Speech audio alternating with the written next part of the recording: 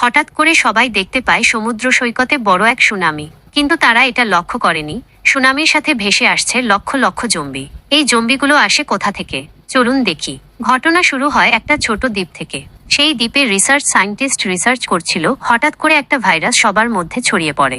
সবাই জানত এই ভাইরাস যদি একবার মানুষের সাথে মিশে যায় তাহলে সে মানুষটা জম্বিতে পরিণত হয়। সবাই উলটপালট দৌড়ানো শুরু করে পালানোর জন্য, কিন্তু ততক্ষণ অনেক দেরি হয়ে যায়। কিন্তু সায়েন্টিস্টদের বস এটা আগেই বুঝে যায়। সে তাড়াতাড়ি মাস্ক পরে হেলিকপ্টারে উঠে পড়ে।